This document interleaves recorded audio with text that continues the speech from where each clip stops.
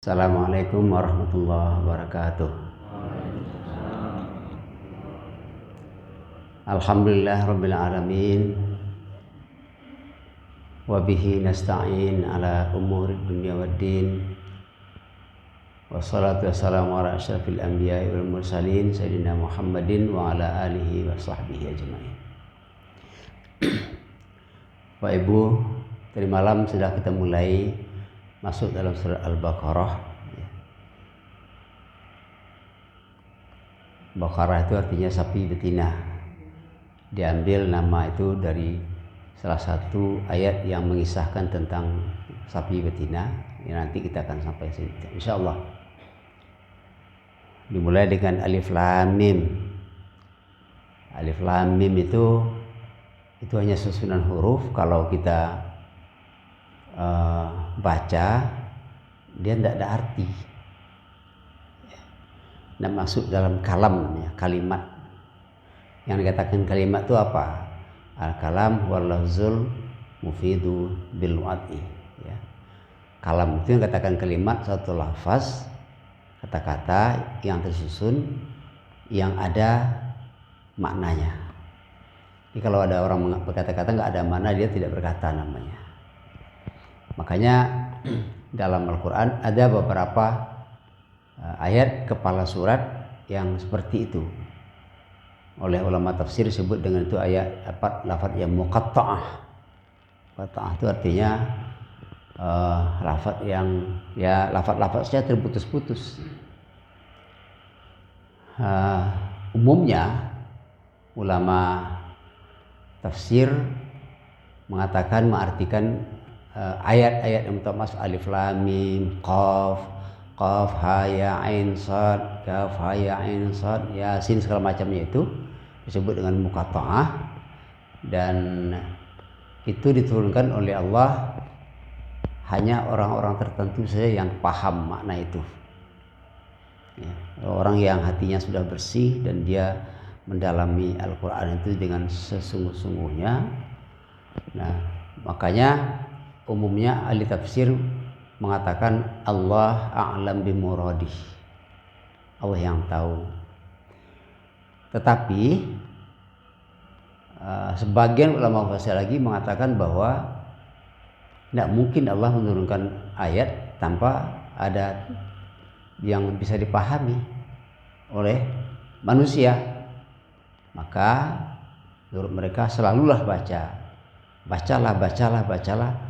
ya. Dan kita seperti kita katakan kemarin, ketika membaca Al-Quran hati kita kumpulkan, tidak ada cabang-cabang. Lama-lama itu muncul pemahaman. Walaupun pemahaman kadang-kadang pemahaman itu tidak bisa kita jelaskan dengan mulut, tapi kita paham. Itu yang dikatakan Al-Quran sudah memancarkan cahaya hidayahnya kepada kita. Makanya selalu diulang-ulang baca Al-Quran. Dzalikal kitabu, kitab itu Al-Quran ini maksudnya hudal lil muttaqin, menjadi petunjuk bagi orang yang takwa. Nah, kemarin sudah kita jelaskan juga bahwa takwa itu adalah sebenarnya dari segi bahasa wiqa, ya. Takwa itu artinya adalah penjagaan, menjaga diri. Muttaqin itu orang yang senantiasa dia menjaga dirinya terus. Dia takut sekali akan berbuat syirik. Jangan sampai ada perbuatan syirik dalam dirinya. Syirik yang paling kecil itu apa? Riya. Artinya kita beribadah kepada Allah tapi ada unsur mencabang dapat penghargaan dari orang, dari manusia lain. Itu namanya syirik. Syirik juga itu. Makanya tidak mudah mendapatkan tidak takwa. Tapi dia takut sekali untuk berbuat syirik, makanya senantiasa dia perbaharui imannya terus. Ya. Allah. Ingat terus. Yang kedua, takwa itu artinya juga orang muttaqin itu artinya orang yang takut sekali dia akan dapat hukuman dari Allah. Takut betul dia. Kita waktu kecil, ya, kepada orang tua kan takut sekali, ya. Takut kita Kalau nampak sama orang tua kita melakukan perbuatan yang tidak benar.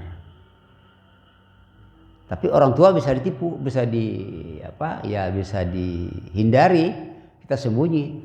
Tapi dengan Allah nggak bisa begitu. Kenapa? Kita yakin bahwa Allah melihat terus kemanapun kita pergi. Walau kuntum fi burujin musyayyadah.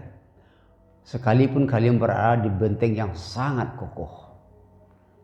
Semut yang hitam yang berjalan di batu hitam di tengah malam yang kelam nampak oleh Allah. Tahu.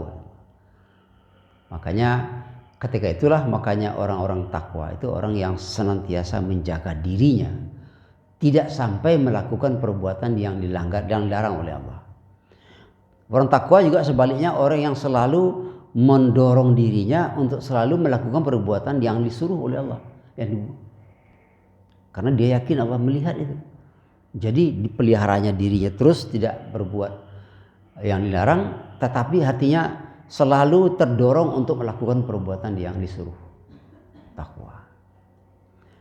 Nah, kemudian disambung dalam surat itu, alladzina yuqimunas shalah wa mimma alladzina yu'minuna bil ghaibi, kemarin sudah kita jelaskan. Ghaib itu sedikit baru semua hal yang enggak nampak di mata, semua hal yang belum terjadi yang kita tahu itu ghaib. Kita enggak tahu akan apa terjadi sebentar lagi, kita enggak tahu, itu ghaib. Tapi dia ada. Siapa yang tahu? Allah yang tahu. Ketika kita tidak tahu apa yang akan terjadi, maka kita selalu berlindung dengan Allah dari hal-hal yang tidak kita ingini atau berbahaya, membahayakan diri kita dan membahayakan kita. Tahu kita apa yang terjadi. Ya. Kalau ibu bapak menengok video banyak sekali kemarin berserak-serak di WhatsApp atau di Facebook, di Instagram, ada seorang yang bernama Adi Armando. Kita sebut apa-apa, bukan masuk gunjing lagi. Kenapa? Orang sudah tahu siapa dia, bagaimana dia, sudah tahu semua. Dia tidak mengira, dia merasa hebat sendiri, seperti orang dekat dengan penguasa macam-macam. Dia pergi demo.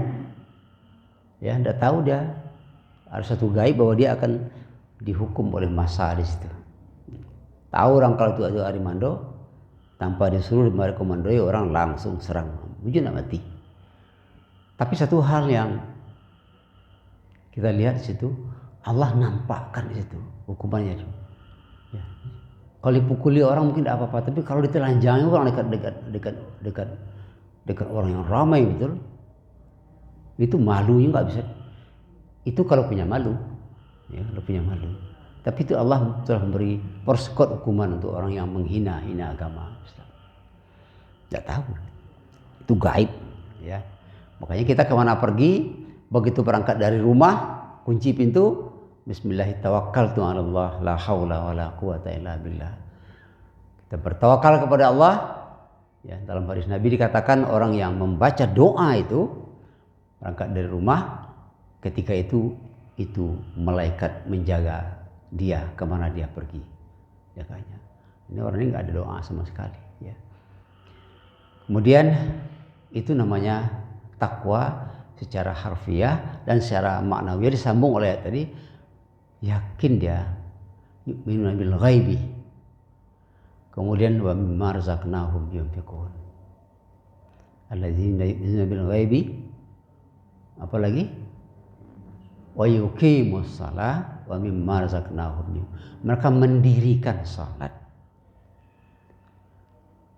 Dalam ayat dikatakan yuqimu. Qimu itu berasal daripada kata aqamah. Qama itu berasal dari kata qama.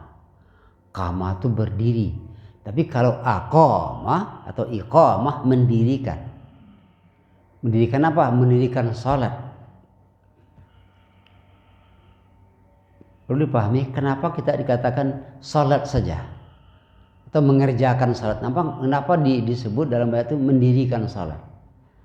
Mendirikan salat itu secara utuh tegak di diri kita kemanapun kita pergi. Maka kemarin sudah kita sebut juga bahwa ya mengerjakan salat fardu terutama itu adalah berwaktu, kitaban mauquta. Tetapi salat itu sendiri adalah istimrar, daim. Ya, dawam. Apa arti dawam? Salat itu berketerusan. Taruh aja salat.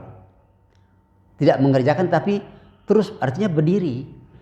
Kalau salat sudah berdiri di diri kita, makanya kita pergi kemana pergi salat. Inti salat apa? Aqimi salata li dzikri, ingat Allah. Artinya apa? Orang yang terus salat itu sudah selesai mengerjakan salat, kemanapun pergi Allah ingat. Nah, kalau diartikan dilihat dari segi makna harfiah, as-salah itu adalah isim yang namanya dalam ilmu nahwu dimakrifahkan dengan alif lam. Artinya satu lafadz yang dia adalah satu kata tunggal, kalimat tunggal atau mufrad. Tapi dalam kalimat tunggal itu semua yang namanya salat masuk di situ. Qimis salat. Ya, sebagian puasa mengatakan termasuk juga salat bukan hanya salat wajib, salat sunat itu. Termasuk nanti salat sunat kita salat sunat suruh. Salat sunat suruh. Ya, salat sunat suruh itu belum masih banyak masyarakat yang belum tahu apa sebenarnya salat sunat suruh itu. Ya, salat sunat atau isyraq itu apa? Syaraq artinya terbit. Salat sunat suruh itu terbit matahari, salat terbit matahari, kita bersyukur matahari masih terbit. Matahari masih terbit. Kalau matahari nggak terbit lagi, kiamat. Jadi kita bersyukur situ. Nah, masih ada yang ya inilah gunanya kita bersama-sama terus kan. Makanya ibu bapak yang kalau nggak paham, nggak tahu, jangan malu bertanya. Jangan malu bertanya. Kalau kepada Allah, Allah suka sekali orang yang banyak minta. Allah itu tidak sama jawab. Kalau banyak tanya memang panik dan jawab. kan gitu banyak ada tanya ngomong itu. Aduh, lawak orang banyak tanya, wah angku siap banyak tanya hati lang pada jasa leh. Jadi ada orang bertanya saya nama nama Pak Den. Nampak mak Pak Den mama tangkeh. Tidak, saya nama awak. Nama awak berdua. Itu lebih bingung orang buat katanya le, ini petugas sensus kok. Jadi katanya saya nama bapak, kecilnya bapaknya, kecilnya saya nama awak berdua. Saya nama Sinan itu betul le. Sinan 5. Banyak ditanya. Sinan 5. Pajana bertanya, kok masih muda nih ditanya, kok orang gaib. Nanti lebih bingung penjago. Kita tanya dia, nama apa? Jawabnya apanya? Nama awak berdua. Saya nama Sinan 5. Nanti bingung penjago. Bagi cepatnya, saya nama Waang. Waang kan ada yang gaib yang putar ke pedang kulit. Jadi kembali kepada yang tadi, bertanyalah ya. Allah suka ditanya. Jadi wa idza sa'alaka ibadi fa inni qarib ujibu da'watad da'i idza da'an falyastajibu li wal yu'minu bi. Dalam ayat tentang puasa disambung ayat itu, kalau hambaku meminta kepadaku akan aku jawab, akan aku perkenalkan, maka minta terus. Berarti itu dalam beragama ibu-ibu, kalau ada amal ibadah yang tidak paham awak lari kerajukan tapi jangan tidak berilmu tanya ikut apa baca caranya kok tanya kan tadi kita katakan bertambah umumnya andaknya setiap hari itu ada kesempatan bertambah ilmu terutama sekali ilmu tentang amal awak ibadah. Kenapa? Ilmu tanpa amal kasajarin bila samarin, ilmu yang tidak diamalkan sama je pohon tidak berbuah, ada arti. Tetapi beramal tanpa ilmu mardud. Beramal tidak ada ilmu ditolak, amal itu tertolak. Jangan sampai tertolak amal awak. Nabi kau jangan orang salah dua apa nak ngerti. Orang salah. Adik kau awal-awal tak baru taklid namanya boleh. Taklid itu dibolehkan selama kita belum tahu. Tetapi kita tidak boleh lama-lama taklid.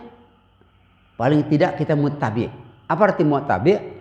Mengikuti pendapat, mengikuti suatu ilmu, tapi tahu bahwa ilmu itu apa. Ilmu itu apa aja. Jadi alhamdulillah kini di masyarakat kalau semakin banyak ustaz kita yang menjalihkan, beribadah pribadi semakin meningkat. Salat suruh itu salat sunat terbit matahari, tapi tidak boleh salat itu persis matahari terbit, tidak boleh. Karena Nabi melarang kita salat di matahari terbit langsung, lewat kita 10 sampai 15 menit. Itu salat suruh, ya. Pahalanya apa? Salat suruh itu sebenarnya sepaket dengan salat subuh. Satu paket. Kan sudah kita bacakan 2 hadis kemarin. Hadis dari Tabrani dan hadis Muslim. Sepaket. Apa sepaket? Salat subuh berjamaah, sudah tu duduk. Untuk awak kini, jangan lupa. Apa yang lupa? Niat i'tikaf. Ibu-ibu, dia bapak, jangan lupa aja sedang duduk apa? Zikir je terus sambil menengah ngecek ambo zikirlah. Dan ambo mengecek kau kini kau karena zikir apa mengecek dalam artian dakwah itu ambo berzikir je namanya. Mengingatkan kita semua. Jadi berzikir sambil duduk Allah Allah astagfirullah astagfirullah. Kan bisa aja kan? Hati berzikir, telinga menengah, mata menengok. Ah, Bu? Apa? Oh ndak lalu. Iya. Aja lalu. Ba mengko lalu lama na terengah. Suara lady itu kaji masuk lalu tiang terlalu. Iya. Iya. Jadi nah kalau lalu dalam artian ketenangan jiwa sambil berzikir tidak apa. Ada orang sambil lalu tak hendaknya awak kalau lalu itu hendaknya sedang berzikir itu terlalu. Sedang berzikir itu terlalu. Ya. Dia sedang menonton terlalu, sedang berzikir. Nah, baik, kita lanjutkan. Jadi salat suruh itu bedanya dengan salat duha. Salat zikir itu salat zikir dan duha itu ya sebenarnya waktunya bersamaan sebenarnya. Tetapi zikir lebih didahulukan karena namanya zikir suruh. Karena matahari terbit itu sesudah matahari terbit sekitar 10 sampai 15 menit. Sesudah itu masuk waktu zuhur, waktu duha. Matahari sepenggalahan kata orang. Anak-anak kini kan tidak tahu nyobalah apa nagalah. Tidak biasa kan. Awak kampung lo lah tu ke penyudut mangga, penyudut jambu. Penggalahan matahari terbit, sudah tampak itulah masuk. Jadi dia satu paket. Salat subuh, kemudian duduk zikir, kemudian masuk waktu suruh, salat suruh, satu paket. Apa fadilahnya, keutamaannya? Pahalanya sama dengan pahala mengerjakan haji dan umrah. Nabi sampai mengatakan 3 kali sempurna, sempurna, sempurna. Kamal. 3 kali Nabi menyebut. Artinya apa? Pahala haji dan umrah itu sempurna dapat bagi orang yang mengerjakan paket itu. Jadi tidak paket umrah saja Ronaldo kini dah, ya. Baik pakai FC, paket apa namanya, aku pakai promo apa itu paket. Itu paket. Ya, duduk di masjid setelah habis subuh, zikir, salat suruh satu paket. Bayangkan kalau tiap hari ya misalnya selama Ramadan 30 kali haji, 30 kali umrah. Tapi bulan Ramadan 30 kali 70 kali. Berapa tuh banyaknya? 30 kali 70 berapa? 2100. 2100 kan? 2100. Tapi dalam satu riwayat disebutkan bukan 70, mi'atun, 100 kali.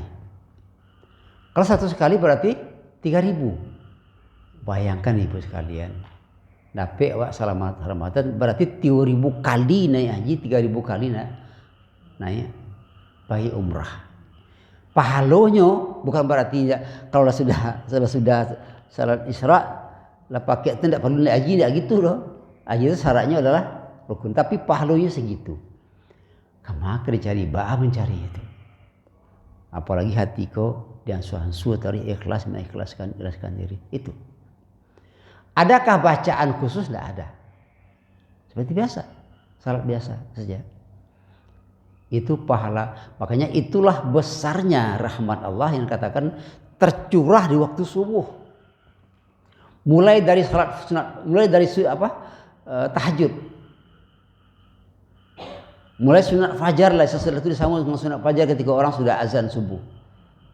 Rak'atan minal fajri khairun minad dunya wa ma fih. Siapa orang paling kayo, bukan naga 9 dan tukang rampok kekayaan Indonesia tuh. Yang paling kaya itulah orang yang salat fajar, kekayaannya lebih baik dari seisi bumi dan dari bumi dan seluruh isi bumi. Itu maka kekayaan subuh itu waktu yang Allah curahkan rahmat sebanyak-banyaknya. Alangkah ruginya orang yang tidak menggunakan kesempatan ini. Tidak gunakan kesempatan, rugi sekali. Nah, salamu ku alun tahu, kinilah tahu. Alhamdulillah. Maka selalulah salat sunat itu suruh. Nah, sudah itu bisa disambung dengan duha. Waktu duha itu panjang, waktu suruh itu pendek. Sekitar berapa? 5 menit waktu suruh itu. Tapi duha itu panjang sampai waktu masuknya waktu zuhur. Ya, bolehlah kita sudah salat duha. Kalau dikatakan tadi saya sudah suruh itu masuk duha sudah masuk. Boleh. Ya. Jadi begitu. Bapak Ibu sekalian, kembali kepada yang tadi. Nah, orang yang takwa tadi, orang yang selalu menjaga dirinya, yang pertama tidak masuk ke dalam zona yang dilarang Allah dan selalu berada di zona yang disuruh oleh Allah. Jadi Shiratal Mustaqim, orang yang takwa itu tidak keluar daripada jalan Shiratal Mustaqim. Itu kalau jalan tol kabarnya tanggal 21 akan terbuka jalan tol ke Bangkinang. Ya kan? Bantu Allah kancangnya besok ke Bangkinang mungkin sekitar 10 menit atau 5 menit, tak tahulah sudah itu, ya. Tapi akan dibuka. Nah, orang yang jalan tol itu Shiratal Mustaqim itu, orang yang takwa, dia senantiasa menjaga dirinya, senantiasa ada dalam jalan itu, dalam Shiratal. Dan dijaga dirinya jangan sampai keluar meleset. Jangan lengah. Itulah orang sesat itu. Takwa. Terus menerus barik itu, ya. Biasa-biasa barik tapi lama-lama ringan. Semua ya jago subuh kan. Siapa mungkin saya jago subuh itu tidak barik. Kalau tidak dilatih, dilawan. Nah, kelamaan tanpa dibangunkan lah jago seorang saja. Terbiasa lalu terbawa-bawa. Mudah-mudahan kita menjadi orang yang mukhlas dalam itu. Bapak Ibu sekalian, jelas terasa sekali bahwa rahmat Allah ada di waktu subuh. Pergunakan zikirnya, salat fajarnya. Kalau biasa subuh itu sebelum salat, kalau kita bangun jam 4 kan masih ada salat tahajud. Nah, gunakan. Pertama dulu apa? Sunat wudhu dulu. 2 rakaat saja. Kemudian salat taubat. Baru salat tahajud, setelah itu witir. Nah, kalau banyak salat, kalau panik segala macam, salat witir, kurang-kurang witir itu rakaat. Jadi tidak lama sudah tuh. Kalau Nabi apa? Nabi kebiasaan beliau kan salat tahajudnya kira-kira jam 2 malam. Sesudah itu beliau tidur sebentar. Tidur. Kan tidur Nabi itu ada 3 macamnya. Namanya tidur yang pertama tidur istirahat, itu tidur lalu malam. Kemudian tidur waktu kailulah. Waktu kailulah itu menjelang salat zuhur. Mengolek agak setengah jam. Ternyata itu sehat sekali menurut dokter. Jangan lebih setengah jam, awak mau 2 jam lalu. Apa karuh itu kan? Nah, jadi misalnya jam-jam setengah 2 balik. Lalu tak setengah jam. Kalau dapat lalu tu jangan dikasih. Jadi lapik jangan melambung lapik aja pet jago kan. Kalau dikasih kedingin terasa kau dia bayar duit lu selesai itu. Lalu tu zuhur kan. Jadi peniat. Tapi niat tu apa? Doa kepada Allah, ya Allah tolong bangunkan aku jam sekian. Suku-suku hati awak aja Allah sebenarnya. Meminta doa itu kan perintah.